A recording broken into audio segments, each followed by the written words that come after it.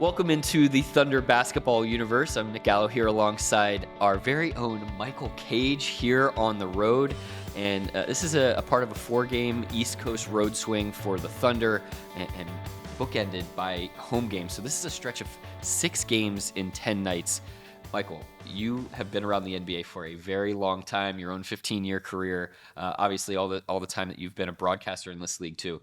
It's a pretty tough stretch on the road here, isn't it? Yeah, and this is coming after all the tough stretch of games you had at home. Yeah. And I always say it doesn't matter whether you're at home or on the road. A game is a game is a game. You know, you're never playing a team's record. And when you go out there on the road like we are now, it get revs up a little bit because you're dealing with, long extended stays on the road. It's nice when you can stay in a city for a couple of nights like we did recently, but most of the time, no dust settles under our feet right now. No, I mean, and we had that tough travel night getting into Atlanta, and then you gear back up, you get a day at least, and then how do you get mentally, physically ready and prepared for these games when this is tough sledding sometimes, traveling. And I always say sometimes the NBA schedule is your friend, and sometimes it's not. Right now, it's not. So, I think for me, it's more like repetition. All right, man, make sure you get enough rest. All right, don't be walking the streets too much, and I end up walking the streets because you want to get out of the hotel. Especially at the end of the long road trip. We've been pretty much in a gym, in a hotel, on a bus, on a plane. Planes, trains, and automobiles, as they say. Even though it's maybe cold outside or rainy, I get out because I think that's something you got to do. You got to stand up. But I've been through this before as a player, as you mentioned, and now as a broadcaster. It changes, man. It never ever. It's not like you get used to it because you're always in a different city, a different climate, a different point of the season. Sometimes you could be fresh. Right now, we're all a little road weary because, we got a lot of games jammed together. Like you mentioned, 10 nights, 6 games. Yeah, but these guys, they're so resilient. We see the way that they respond in some of these adverse situations. And part of that is what has allowed some awards to be doled out to a couple of Thunder players here recently. So I wanted to talk to you a little bit big picture about the 2 awards that Thunder guys won for the month of December. Shai wins Western Conference Player of the Month. That is the first time, if you can believe it, that Shai has won that award, and he does it on the heels of averaging 32 points on 55% shooting, over 3 steals a game. Michael, what are you seeing from the way that he has done his job on both ends of the floor? Well, I think he's a unique player in that he's playing on both sides of the basketball, and that's not really a big part of most players' job description. They either want to play defense and a little bit of offense or a whole lot of offense and no defense. And, when you see how hard he's working out there on the defensive end, and I know we always talk about it on the air, Shai, how hard he has to work on one possession to score, because a lot of guys, they want to stand out there and shoot threes. Shai's going to drive the ball into your body. Yep. He's going to take the contact. He may get the call. He may not. He'll get off the floor. I mean, how many times a night does he get off the floor? He's got to pick himself up a dozen times a night. And sometimes he just lays there, and I be going, get up, and he gets up, goes to the free throw line. I think that speaks for how unique he is, in terms of a modern day player. He doesn't fit that description on the defensive end, still lead the NBA in assists. And then also the way he shoots the ball and how he plays is a different style of play. Yeah, I mean, we see him beat elite defenders like Drew Holiday off the bounce. I mean, that game against Boston at home, he's just at the rim, possession after possession for the first 3 quarters. But then in the fourth, they put Jason Tatum on him, and they switch up their defensive coverages. And Shai is totally cool to just be playmaker at that point. And he dishes out to Chet for a couple threes. He sets a screen for J-Dub. Just thinking about a guy like Shai over the course of your career, I know he's running his own race, but is there anybody that he reminds you of in terms of just the willingness to get off of his own offense and just make the right play after having 35-point night leading into that? Well, I think it's exhausting. He looks exhausted, but he has the energy. Shay's a big energy guy. And when you talk about energy guys, you always say, well, he's got a big motor, but we're talking offensively. Defensively, I think he has a big motor, and people don't know how to, they don't know how to quantify him. How do you put him into modern day basketball? It doesn't fit. Yeah, it's remarkable what he's been able to display just in terms of the playmaking, the creation. Of course, he's got that mid-range jump shot as well, but he creates for teammates, and one of those guys is Chet Holmgren, who just won Western Conference Rookie of the Month as well. So the Thunder has now won 8 of the last 11 Western Conference Rookie of the Month awards, which is just remarkable when you think about Josh Giddey and J-Dub and Chet now over the last 3 years, continuing to rack up those awards. As a former big man in this league, what do you think about the way Chet has come in and been able to impact things right away? Well, we didn't have any dossier on him. Yeah. So we had to start from scratch and kind of go, well, what does he do? Is he a stretch 4? Is he a 5? Is he a 3? And I think he goes along those lines of, we don't really know what type of player you can say position-wise he plays, because I've seen him play the guard position, bring the ball up the floor. I've also seen him play stretch. I've seen him post up. I've seen him make moves off the dribble from the elbow, which is tough to do because whenever you grab that ball in the elbow, you're in traffic immediately. And you got your back to the basket. You got to turn and make a move to the bucket without getting that ball ripped away. So I think that I'm trying to say to myself, how, some guys start here and some guys start up here and they kind of get stuck here really quickly. With him, he started up here and he's just kind of like slowly going up. And I think that's good because he's one of those guys who his point, his rebound, his rim protection is, wow. I'm saying to myself, I've never seen anybody so unafraid to block anybody's shot at the rim. And you're going to get dunked on anytime. It's bound to happen. Yeah. I got dunked on. Olajuwon got dunked on. Yeah. Everybody got dunked on that's trying to block a shot because it's usually not your man. And that guy has a running start at you. And I've seen him up there still challenging shot. I like that because, that's an element that teams today don't just look for a shot blocker. But if you got a shot blocker who has that element in his game, it's just how sweet it is. Because he can block shots, he can shoot threes, he can bring the ball up the floor. He has a high IQ for the game, and he's only played in, maybe 34, 35 games. So the college season is just now over for him. And physically, he's still playing at a high level. I really like that. And I think that's a great honor that the league has recognized him and his skill sets because they're talking about, Wembanyama, and rightfully so. He's a terrific young talent. And Chet and both of those guys, they're two different players, though. So, Chet's kind of stayed away from all of that. I like that because sometimes people always say, well, who's the better player? No one's the better player. They're both young. They're running their own race. Their own race. Exactly. Yeah. Well, I love both things that you just pointed out there in terms of the defense and the offense and his physical competitiveness on the defensive end, that he is going to go in and he's going to stick his nose in there. Yeah. And he's going to be willing to make that moment of truth play. But also the mental competitiveness on the aspect that you talked about in terms of playing in the middle of the floor. Because I remember seeing him in Summer League, and you were there in Vegas in Summer League. It was fun watching. And he would try to go attack on those spin moves right in the middle of the floor. And he was kind of getting tripped up. Guys were able to come over and crash over and help and steal that ball. The mental preparation that he's done, combined with the work in the gym, he has tightened up that handle, and he does not get stripped anymore. Yeah. Getting those plays in the middle of the floor.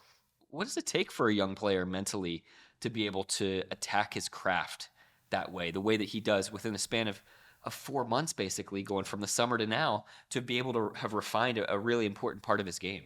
Well, I think that the Las Vegas Summer League served its purpose. Yeah. It's a proofing, testing, introductory ground for a lot of young players.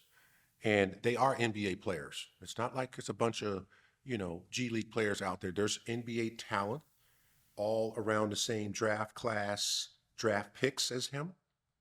So he kind of got a bird's eye view of what's to come. And he's around the coaching staff. So the coaching staff gets a chance to work with him and say, hey, let's look at tape here. All right, this is what's happened. These guys are quicker than college players. They're stronger. The defenses that they're running on him in the Las Vegas Summer League is the same defense they're going to run on him during the season, and he's seen that. So he's kind of got just a little peekaboo window. Yeah. And then the coach. I still believe that the Thunder has one of the biggest development programs that's been successful in the short history of the franchise because of how they work with players. And you've seen that metamorphosis from him, where he's actually evolved from the Summer League, because I was there too. We saw a lot of games, and they were kind of stripping the ball, poking the ball away. He's kept that ball tight to his body. He's gotten low on dribbles, and he'll grab the ball first, is what I like, and then look around and quickly make his move. And he's very successful. It's hard for people to make moves in that middle part of the floor. And I look at guys like DeMar DeRozan, Shai, that all like to play in the middle, Chris Paul, but they're playing downhill. They dribble into the middle. Chet is catching in the middle, and so the floor is already shrunk for him. But that's also a blessing because he can use his size and his strength to get to the basket, and he's got a nice little floater. He's got a nice little fadeaway. I just don't see at 7'1", no one's blocking. So he's kind of learning how, all right, this is my weapon. When I'm close to the basket, my biggest weapon is that use my length and my size. Yeah, he's got those go-go gadget arms, Michael, and he's able to kind of swing the ball through. Yeah, he stole my line. I don't want credit for that. That's a caseism. I'm always listening to you, Michael. I just want you to know that I'm always listening to you. He swings the ball through, and he's able to get there. What's cool that the Thunder have done this year is, we talked about Shai and we talked about Chet. Mark Daigneault has mixed and matched the reserves in with those guys. So Shai plays the entire first and the entire third quarters, and so you're getting those second unit guys coming in and playing alongside him. The Thunder second unit, one of the best 3-point shooting team units in the entire league if you look at the bench shooting. And then those guys also get a chance to play with Chet and J-Dub at the start of the start of the second quarter and start of the fourth quarter. How have you seen the bench be able to come in and sort of buoy what the Thunder's been doing in some of those stretches where they don't have, Shai, Chet, and J-Dub all on the floor at the same time together? Well, I learned something in the early part of my career. It overlapped with George Karl and Bernie Bickerstaff saying, look, the starting unit and the second unit are not two different units. They're both connected. And when I put you in, off the bench, or I bring you, to the bench and put you in with a different group the next substitution round, I'm really trying to give our opponent a different look. Because, in this league, you never want to give anybody a steady diet of anything, offensively, defensively, because they got 19 coaches over there. They go, hey, we've seen this before. Let's capitalize. So you're always playing a game of chess. And I think that's where we've seen Mark really excel, look, all right, it may look like it's not working out there if he plays the small ball, but I've seen a lot of times teams that have big teams go small to match up with us because they know how effective our small ball can be. And then I've seen us play big ball too, with Jay Will, Chet out there on the same on the floor at the same time. So, when you look at how the coaching goes with these different types of lineups and our bench, man, it's really, if I was an opposing coach, I'd go, I don't know, who to focus on. Is it Isaiah Joe? Is it Jay Will? Can he hustle? Cason Wallace, who's got some time at the starting position. So I really like what I'm seeing because the bench has to be the bench, because you're going to go through points in the season where guys all of a sudden get sick, guys all of a sudden get hurt, or, we've had several players miss games and we put Cason out there, like case in point, when Josh twisted his ankle. Right. Kaysen came in. Steps right into the starting lineup. Yeah. That's what you want from your bench because it's not two different groups, it's one piece.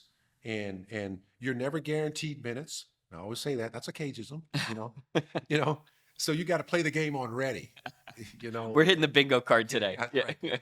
Check it off. You know. If you haven't, if you got bingo, just say it. We'll stop right here. You know. And so when you look at how they've accepted that role, I want to look at I want to say, hey, you know what? Hats off to the players for accepting that role in a league where it's driven by points and shots and buckets and excitement. Well, it's also a team too. And that bench is really special because, you know, the other night they had 48 points, you know. You love that. Whether they get 48 points or 21 points, it's always the production. And somebody always steps up. Right. That's what I like about it, you know. Well, one guy who is a great connecting piece, and I'm going to steal one more phrase of yours. He's a Swiss Army knife for this team. Is J-Dub, and we had a chance to sit down with him for an exclusive interview earlier this season. Take a listen to what he had to say about just his role on this team and what he's looking most forward to as he continues his Thunder career. We're now joined by J-Dub, Jalen Williams, officially a friend of the pod. You've been on the podcast for a long time now. I know you got your YouTube channel. You gonna be a podcaster someday too? No, I'll be out the lane there. Hard no. Hard no. Wow. Yeah. I'll do something else. Open else. to everything. Though. Yeah. I feel like a lot of athletes are already doing the podcast, so I'll wait for a new trend to kind of start, and I'll jump on that way. When everybody zigs, you zag. Yeah, so yeah. We know I'm zagging. Yeah, exactly. I was thinking about you, and I was just wondering: you had this NBA dream your whole childhood? Is playing in the NBA what you thought it would be? No. I think when you're on the outside, you don't realize like how much you're traveling and like, I mean, there's just a lot of stuff you probably miss like in the media where like, you know, you get in at 2 a.m. and stuff like that. But it's also really fun. So it's definitely a trade-off, but it's not what I kind of imagined it would be. What about between the lines? You know, all those moments in your backyard or, you know, at the gym, making up scenarios of the game-winning shots you're going to hit or, you know, the times that you were on the floor. Has that matched up a little bit? It's been more. I think it's kind of surpassed what you even think as a kid just because it's like you go and you play in the Staples during Bron's like record night. Like you can't think of something like that to happen in our, you know, when you're a kid. So like moments like that are like, I think make it even greater, but it's definitely lived up to the hype. There were probably a lot of people that didn't believe the way that you believed that you would be a pro, you know, when you were under 6 foot and, you know, still kind of coming into your own and your body.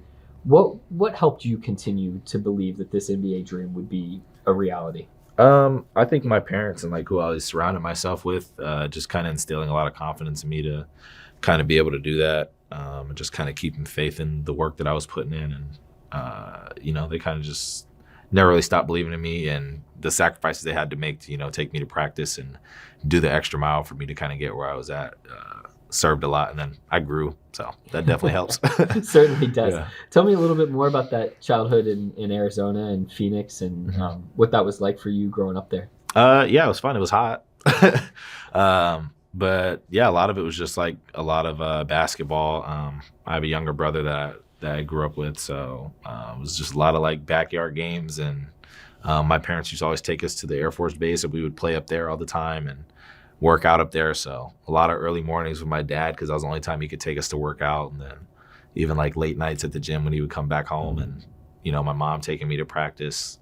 But that was it. A lot of it just revolved around basketball. I never tried another sport or anything, so it was just basketball from the womb. So you just knew that you were in love with the game the first time you touched it, or when did you feel like you really fell in love with basketball? I think I liked it. When like you first, you know, everybody's like, oh, like you're 3 and 4, but I think around like 9 or 10, I started doing like club ball competitively, and then that's when it like kind of took off, and I was obsessed with it.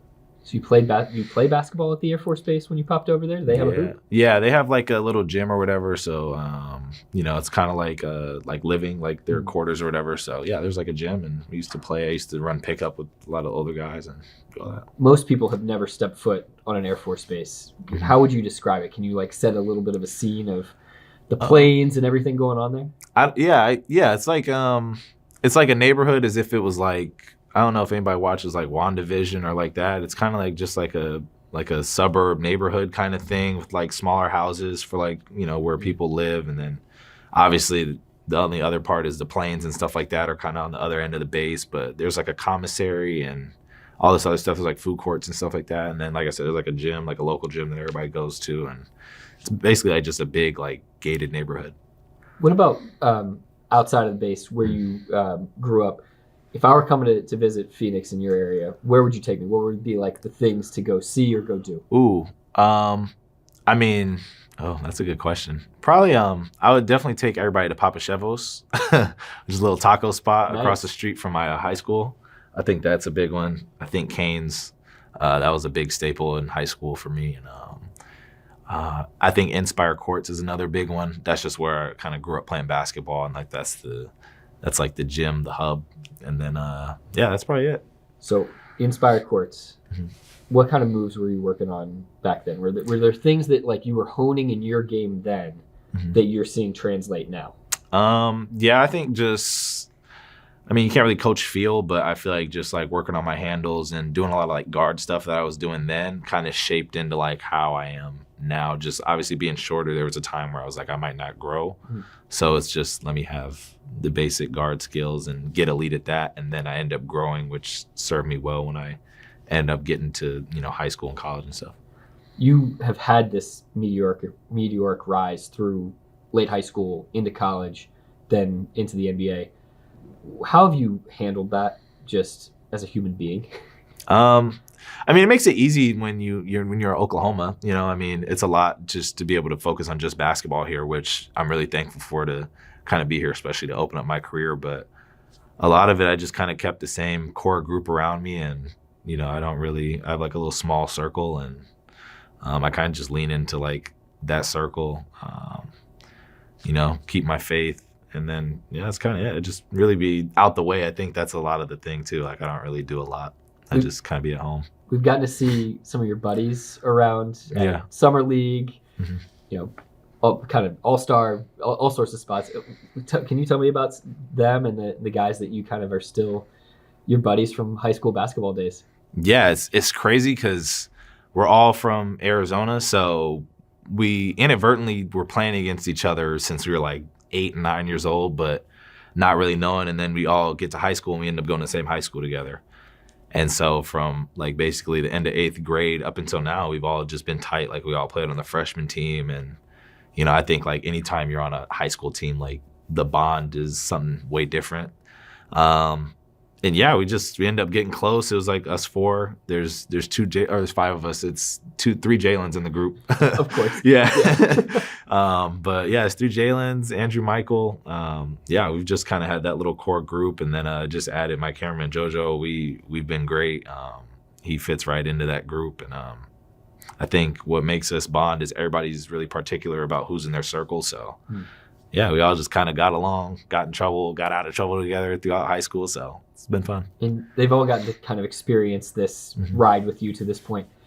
You have a favorite moment from your NBA career to this point yet? With them or just as a player? Oh, as a player, they've gotten to kind of live through with you. Ooh, definitely the Lakers game. I know that's like a cop out, but I think just there's a lot of like history in that game, and then who was there, and I don't think that game can ever be replicated. And my friend Michael's a LeBron stan, so it was cool for like to have that moment and be able to talk him through that. And yeah, isn't that an amazing thing though? You had a game-winning shot last year, and yet the memory that stands out to you is being a part of this historic night, and a night where your team comes away with a win as well. Just kind of the beautiful poetry of basketball that. It's not always about the game-winning shot or being the hero. There's so much more to it. Yeah, it's not like an individual process, is what I'm learning, like being around the team and how young we are. We're all experiencing the same thing. So it's really cool to go through these moments. So like it's hard to even like pick out a favorite individual moment because a lot of it is blurred in with like, oh, and then we went to go eat here afterwards, or we went, like it's just kind of like almost bigger than basketball. It's like we got to share that experience together rather than, obviously like a game winner is dope, but like everybody jumping in the crowd afterwards and the water pouring on my head and stuff. Oh, you were there for Yeah, that I too. was, yeah. Yeah, Chet but got me pretty good. yeah, but see, like, yeah, like that is what I remember more than it would be like an individual performance. Yeah. It's so rare for somebody, only a couple years into their career now to have that type of perspective, though. And you really seem to be able to push the pedal down the exact right amount in terms of your aggressiveness, but playing within the team. Mm-hmm. How have you been able to kind of calibrate that? It was I wouldn't say it was difficult, but it was like a learning adjustment just because, you go from college where there's about 2 or 3 guys that might be elite on the court to it's like, obviously the NBA, it's everybody's elite and everybody's trying to figure out what they're doing.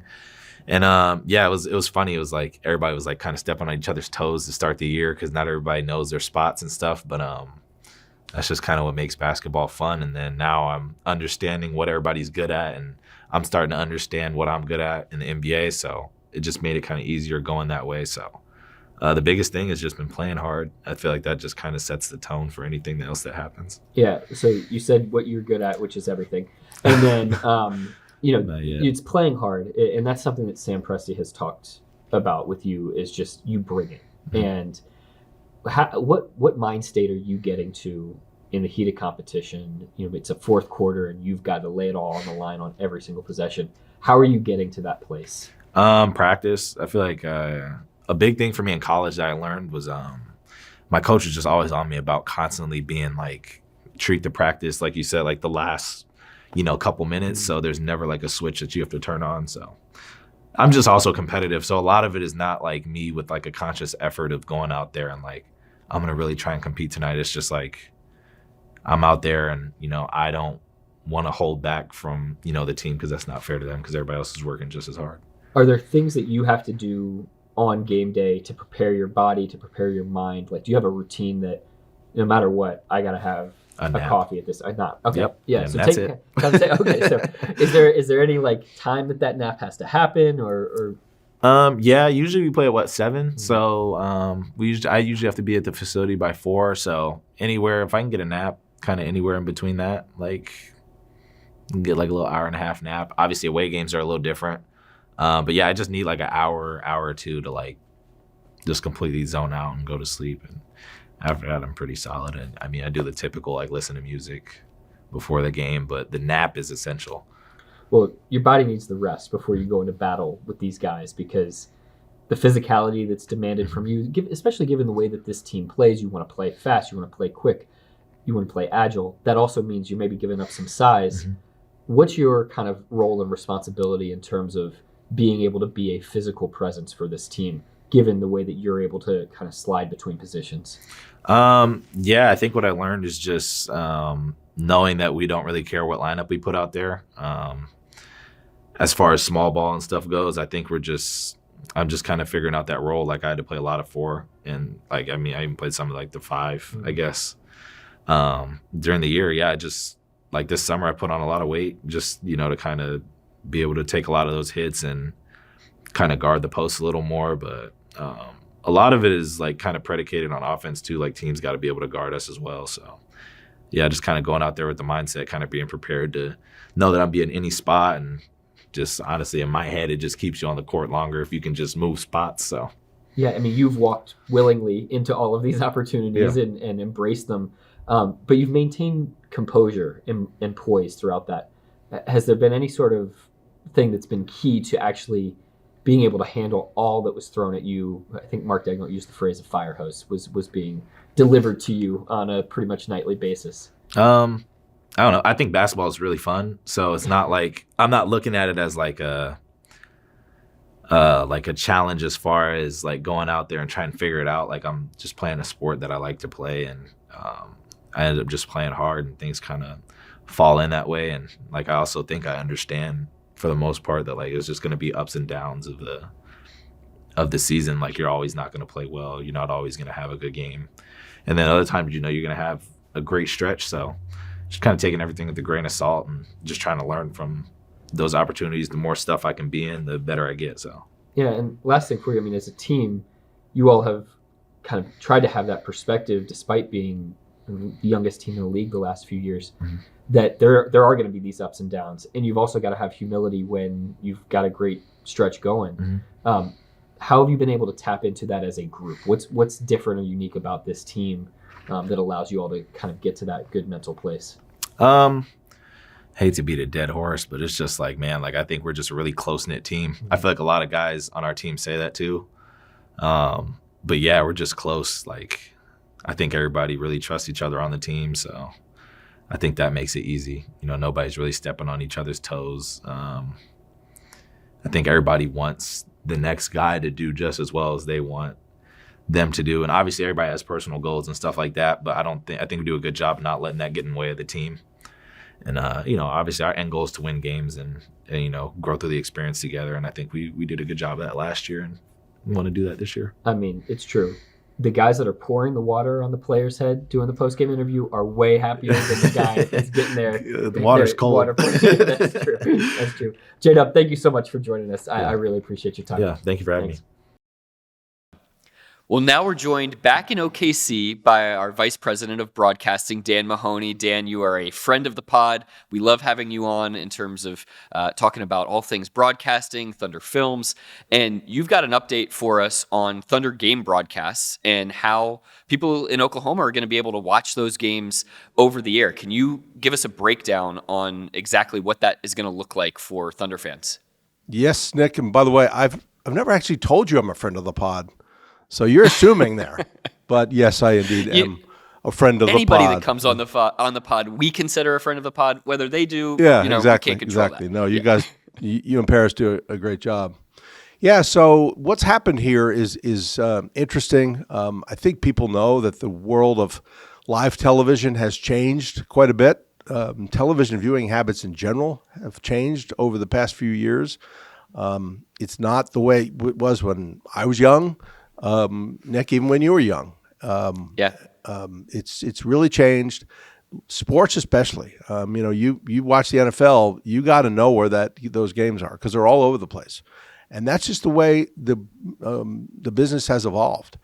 And so, in our case, we're going through a period now where our partner, Bally Sports Oklahoma, which is owned by Diamond Sports, they're in a state of flux because Diamond Sports. Everybody knows this, it's public record, that they're going through a bankruptcy process. And we're still very good partners with Bally Sports. Our games are on.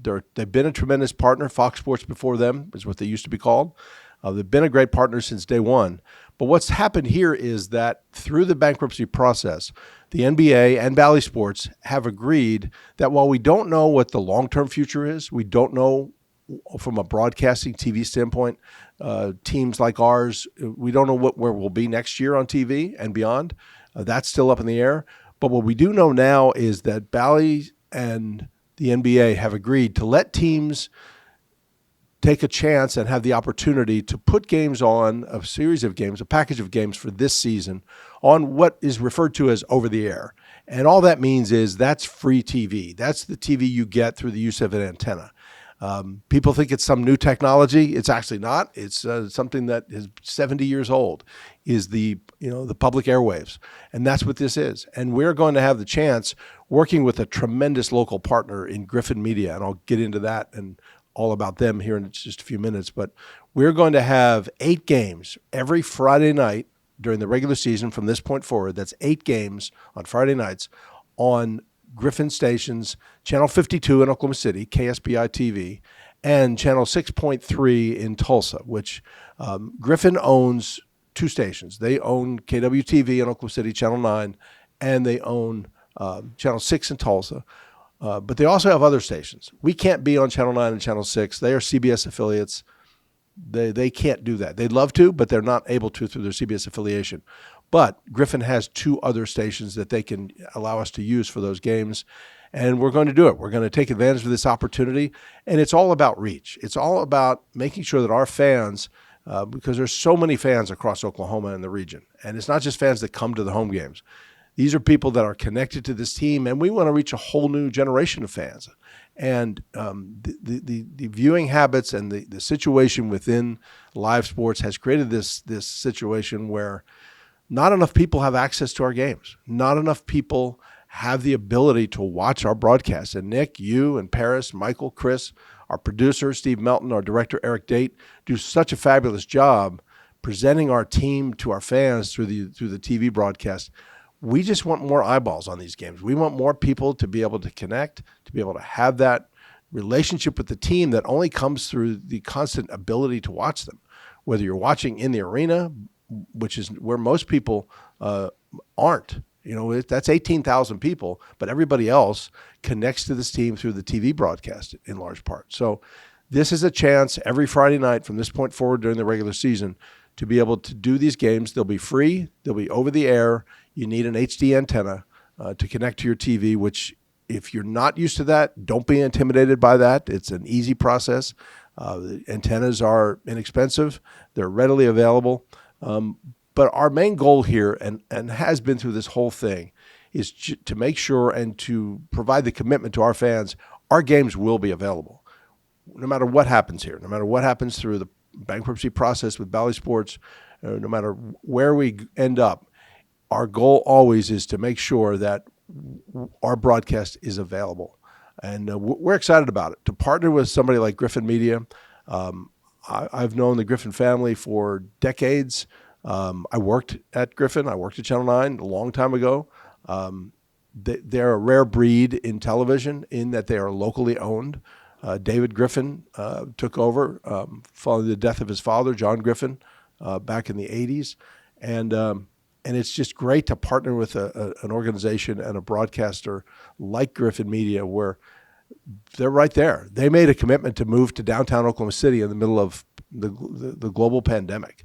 They believe in Oklahoma City. They are a source of trust among Oklahomans and have been since they went on the air 70 years ago. So we're excited about this. It's a chance for our fans, a wider audience of our fans to watch these games, to watch these broadcasts, to connect to this team. It'll start on January 26th with our game at New Orleans. That's a Friday night. And every game that's on a Friday night during the regular season after that will be on Channel 52 in Oklahoma City, KSBI, and 6.3 in Tulsa. Also available on cable, on Cox Cable in Tulsa and Oklahoma City. In Oklahoma City, the games will be on DirecTV. And we're excited about it. It's a great challenge for us to take a situation where we have this opportunity, and there's a lot to do behind the scenes to get ready for it. But it's a challenge that we gladly accept because we want more people to watch these broadcasts. We want more people to connect to this team. Yeah, there's so many different avenues to go down, and I want to ask you in just a little bit about kind of the future. We're talking about the rest of this year, and I want to get into the future as well. But Dan, just in the short term, for people who are hearing a free broadcast, that's obviously such a big deal. You mentioned the antennas. I'm old enough to remember the antennas where you had to really maneuver them a lot.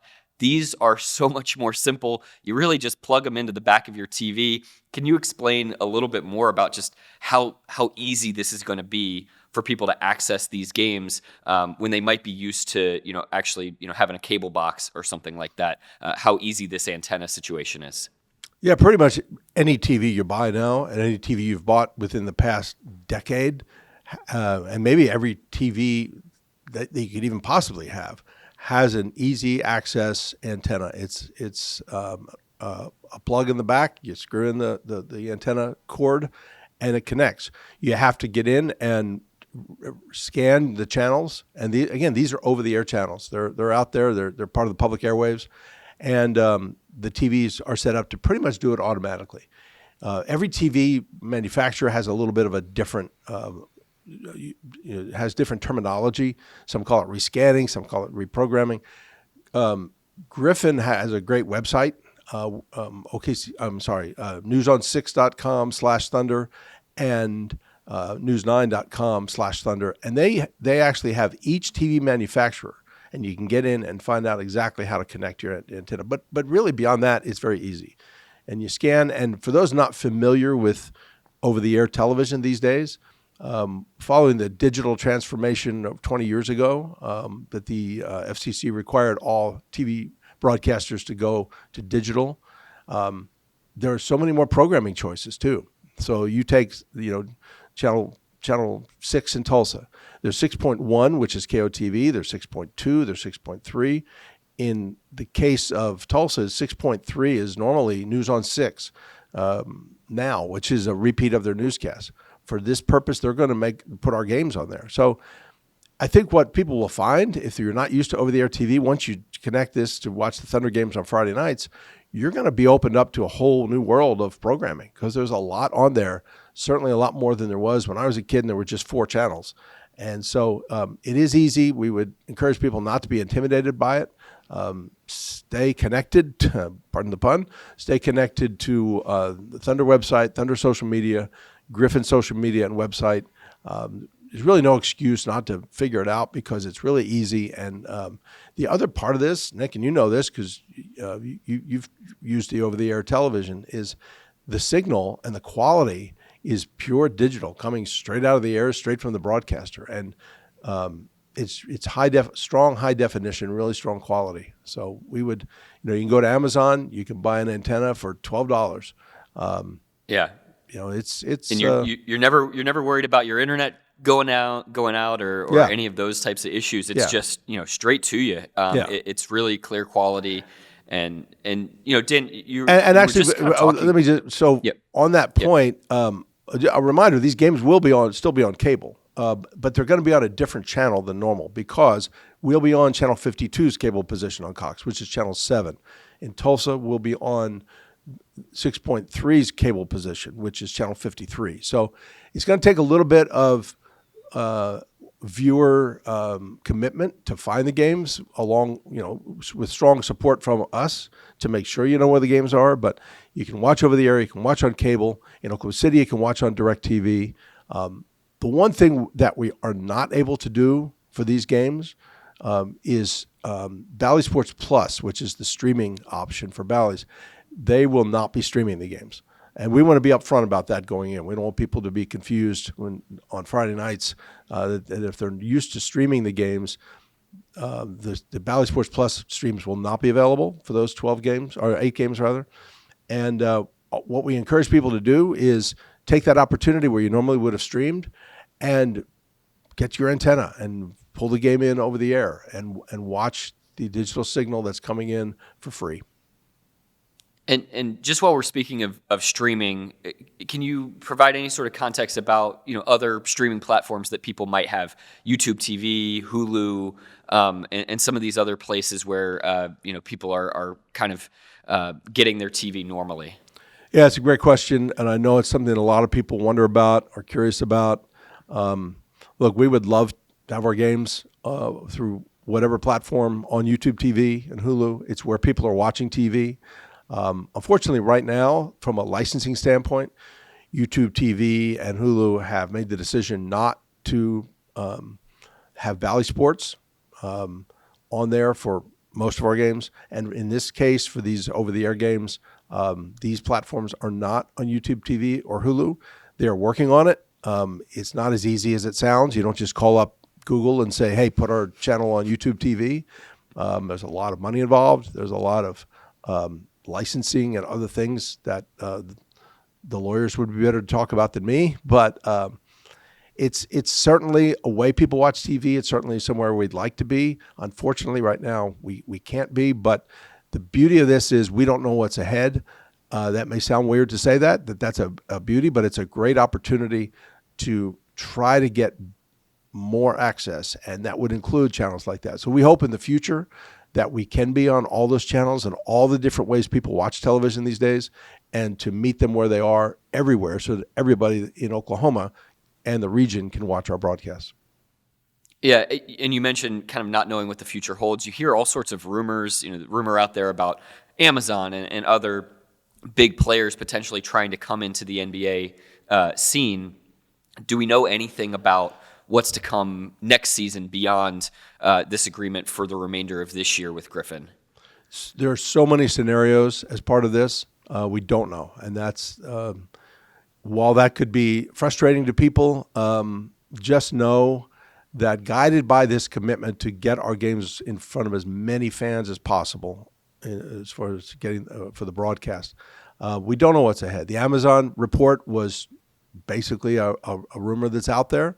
No, Diamond Sports is going through a bankruptcy process, and The bankruptcy court manages all of that. So we don't know what will come out of that. We don't know what the future is. But we wanted to take this opportunity that's been provided to us by the NBA and by Bally's to go ahead and put 8 of these games on local channels and let people connect and watch that way, and see how that goes. See if people want that. See if people, and I think they will. I think because what this does to be over the air like this, it opens things up. People complain they don't have access to the games, they can't watch the games. Maybe they don't want to pay for the games. This is a chance now, here during this season on these Friday nights, and really from a reach standpoint, which is really what we're concerned about, is to get these games to as many people as possible. We're probably going to open this up to about the availability of up to 2 million homes in Oklahoma and the region. And it's exciting because, the Amazon rumors out there, all these other things are out there, but we don't know what's ahead. It's all just conjecture at this point, and it's all based on what comes out of this process with Diamond Sports and Bally Sports. But what we do know is that working with a great local broadcaster like Griffin and some others in the region, we're going to get these games in front of people, a lot more people, and it's a great opportunity for people to keep connecting to our team. Yeah, and we've seen other NBA teams do something similar. The Utah Jazz and the Phoenix Suns, they've put all of their games, I believe, on this type of over-the-air product. And you talk about the reach. Can you maybe explain the process of how you guys were able to hit so many different parts of the state, and maybe let people know, depending on where they're listening in from or watching here on YouTube, if they're kind of in the region, if they're in a spot where they'll be able to get these games? Yeah, so I'm glad you brought up Phoenix and Salt Lake and the Utah Jazz, because people say, well, why can't you do what they did, which is put all the games on over the air? And our response has been, that's a great option. And obviously it's going to be an option here on a limited basis over the next, all the Friday nights for the rest of the season. But we are contractually obligated to Bally Sports. And Bally Sports has been a great partner, and they continue to be through this because, with all but those Friday games and 4 games on TNT, all of our other games will be on Bally's Plus. So we're a great partner with Bally's, and we like working with them. The Jazz and the Suns were in a position where their deals were up. In the case of the Suns, they were a Bally's team, and their agreement was up. We still have a number of years left in our agreement. We don't know what that will look like based on the bankruptcy process, but we couldn't do what they did. But this gives us a chance here in a limited way to take a shot at it from an over-the-air standpoint. In terms of the region, I think we all know, the Thunder is not just Oklahoma City's team. We've got a fan base. Well, first of all, we have a global fan base because we're part of the NBA, and we've got a great history, even in our short 15 years. But, in Oklahoma, statewide, we've got tremendous support. We have season ticket members all over the state. There are season ticket members who come down every night and watch from Tulsa and watch the team. But we also have great pockets of regional support. The Fort Smith, Arkansas, Joplin, Missouri, Wichita, Kansas, North Texas, even parts of North Texas. We are going to be able to, and we have been working with local stations in some of those markets. We're still working with them. We would love to be. There are rules the NBA has laid out for us with regard to over-the-air broadcast territory. We have to be careful because if we go too far south, we encroach into another team, a team not to be named. No, we encroach into Dallas territory there. So the league guides us on some of that, but we do have the opportunity, and we are taking advantage of it. And we have other corporate broadcast entities like Gray Television and some others that we've talked to. But we will have these games on the air in some of these other markets where the league will let us and where we're able to work it out with the stations. But I'm pretty sure we'll be on in Wichita. We'll be on in Joplin. We'll be on in Lawton, Wichita Falls. But the dominant part of this is the Oklahoma City market, which is not just Oklahoma City. It's pretty much the entire western portion of the state, certainly the northwestern portion of the state, and central Oklahoma, and then in Tulsa, which is in a large chunk of not just the Tulsa metro, but most of eastern and northeastern Oklahoma. So between Oklahoma City market, Tulsa market, and some of these smaller markets, we'll have a great reach of, like I said, potentially up to 2 million homes. Well, this has been such great info. I've got one last thing for you, which is, are these broadcasts going to look any different? Is there anything I need to know in terms of how these broadcasts are going to go? And then also, are they going to still be available on NBA League Pass for our folks that are outside of the Oklahoma market? So the big question I know you and Cage and Fish are going to have is, do I have to wear a tie? The answer is yes. Yes, that's the constant. Yeah. No, and that's the goal here is for our viewers to not know the difference. I mean, Nick, I've told you guys and told, Fish and Cage and everybody, you guys don't have to worry about it because you just do your thing, call the game. That's what you do so well. Yeah. And what for our fans, we don't want them to know that there's anything different. Now, the difference will be on these Friday night games, these 8 Friday night games starting January 26th. You're not going to see Bally Sports branding. You're not going to see the big red B. You're not, but other than that, no, it's the same broadcast. It's the same crew. It's you guys. It's Eric and Steve in the truck and all the crew that puts these games together. Same number of cameras, same everything, and that's by design. That's to be consistent because you don't mess with a good thing. We do a terrific broadcast. We want more people to see it, and this is an opportunity for that to happen. And awesome. Yep. What was your other question? About League Pass. League Pass. Just wondering great point. For folks. Nothing changes, and that's these games will be available by League Pass as always. Of course, I think people who have League Pass know this. In Oklahoma City and Tulsa, anywhere in the Thunder viewing area, under NBA rules, their games are blacked out. So you can't watch on League Pass locally, but for anybody outside of Oklahoma that normally watches our games on League Pass, this will not change that. Awesome. Okay. Well, Dan, thank you so much for breaking all of this down. This is obviously extremely exciting for our fans to have another avenue to watch our games, and for every Friday night to have this be, appointment viewing for them to be able to access these games for free. I know that you are missing us terribly while we're out here on the road, Dan. I know the business office is just not the same without us. We're getting over it, though, Nick. We're getting over it. Yeah, we're adjusting. I'm sure. Real quick, the other thing, we do have a website that we've set up because this is a lot of information, even just in our short talk here. I've spit out a lot of information. But okcthunder.com/watchlocal will have all the schedule, how to access, how to hook up your antenna, all those things. okcthunder.com/watchlocal. Awesome. Well, thank you so much, And hurry Dan, back, Nick. We miss you. Yeah, we're on the way.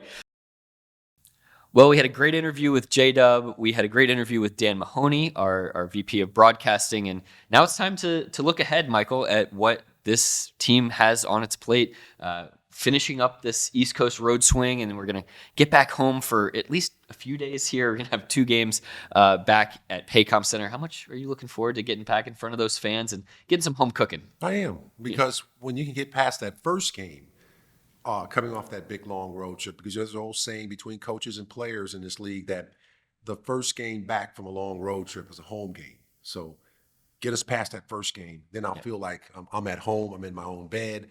I don't have a stack of laundry. But, Paycom is always such a great place, man. Our fans have been terrific. I mean, they've been so supportive of this team and just, how they're so vocal and, the house is packed. I think the Thunder have one of the best in-game experience for our fans than any league. I'm not being prejudiced, folks. I'm just saying that I look at a lot of, entertainment around the league. When you go to a Thunder game, it's not just basketball. It's family. It's friends. It's a great gathering place. And so we've been out on the road for a while. We got some home cooking last month. Now we want some home cooking for our own now. No doubt. Portland's coming into town, Orlando after them. So be sure to come on down to Paycom Center and to tune in to our broadcast as well on Bally Sports Oklahoma. Michael, you do such a great job of just you're the star of our show, man. We love kind of just playing off of you on that broadcast. So it's always so great. Well, sometimes you got to play the game like a riverboat game. That's right. Just have a short memory, so I'll take it at that.